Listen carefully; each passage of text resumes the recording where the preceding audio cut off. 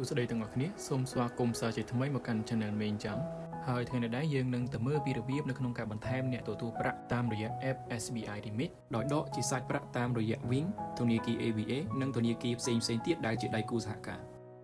ជាដំបូងយើងចុចបើកកម្មវិធី SBI Remit រួចចុចពាក្យថាចូលបន្ទាប់មកចុចពាក្យថា Menu រួចជ្រើសរើសយកពាក្យថាការគ្រប់គ្រងគោលដៅផ្ទេរប្រាក់បន្ទាប់មកយើងនឹងឃើញឈ្មោះអ្នកទទួលប្រាក់ដែលយើងបានចុះកន្លងមកហើយដើម្បីបន្ថែមយើងចុចទៅលើប្រអប់ពណ៌ខៀវដែលមានពាក្យថាបន្ថែមអ្នកទទួលបន្ទាប់មកធ្វើការកំណត់ព័ត៌មានអំពីការផ្ទេរប្រាក់ទី1ឈ្មោះប្រទេសដែលយើងផ្ទេរប្រាក់ទៅគឺប្រទេសកម្ពុជា Cambodia ហើយចំពោះការទទួលរូបិយប័ណ្ណសូមជ្រើសរើស USD មានន័យថាដុល្លារវិធីសាស្ត្រផ្ទេរប្រាក់សូមជ្រើសសាច់ប្រាក់រួចចុចទៅបន្ទាប់ចំណុចបន្ទាប់សូមបំពេញព័ត៌មានរបស់អ្នកទទួលទី1ជ្រើសរើសសញ្ជាតិរបស់គាត់រួចសរសេរនាមត្រកូលនិងនាមខ្លួនជាអក្សរធំឲ្យបានត្រឹមត្រូវ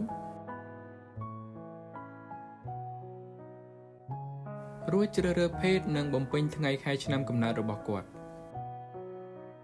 ត្រង់ចំណុចភូមិឃុំស្រុកមិនបាច់សរសេរលម្អិតពេកទេគ្រាន់តែដាក់ស្រុកដកឃ្លាខេត្តជាការស្រេចហើយចំណុចប្រុងប្រយ័ត្នគឺមិនឲ្យមានការដកឃ្លានៅខាងចុងឡើយ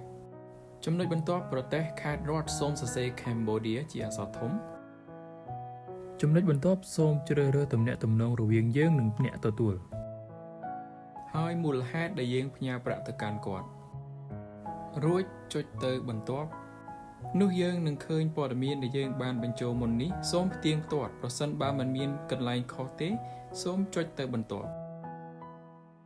រួចចុចពាក្យថាការស្នើសុំបានបញ្ចប់នោះយើងនឹងឃើញឈ្មោះអ្នកទទួលដែលយើងបានបញ្ចូលមុននេះនៅក្នុងតារាងបញ្ជីអ្នកទទួលឈ្មោះអ្នកទទួលដែលទើបនឹងចុះឈ្មោះថ្មីនឹងមានជាប់ពណ៌ប្រផេះនិងមានប្រអប់ពណ៌ខៀវមួយដែលមានអក្សរខាន់ជីថាស៊ីនសាជឺដែលមានន័យថាកំពុងតែត្រួតពិនិត្យហើយក្នុងការត្រួតពិនិត្យអាចចំណាយពេលរហូតដល់ទៅ1ម៉ោងឬក៏2ម៉ោងបន្ទាប់ពីត្រួតពិនិត្យរួចបងប្អូននឹងឃើញឈ្មោះអ្នកទទួលដែលមានពណ៌សធម្មតានិងមានរូបសញ្ញាយន្តហោះដោយដែលមានបង្ហាញនៅក្នុងវីដេអូនេះមានន័យថាអាចផ្ញើទៅកាន់គាត់បានហើយដូច្នេះវីដេអូបង្រៀនពីការចុះឈ្មោះអ្នកទទួលតាមសាច់ប្រាក់របស់ខ្ញុំមានត្រឹមប៉ុណ្ណេះសម្រាប់វីដេអូបន្ទាប់គឺខ្ញុំនឹងធ្វើការបង្រៀនអំពីរបៀបនៅក្នុងការចុះឈ្មោះអ្នកទទួលដែលវេចូលទៅក្នុងកុង A Silida ដោយផ្ទាល់អរគុណចំពោះការទស្សនាជួបគ្នានៅវីដេអូក្រោយ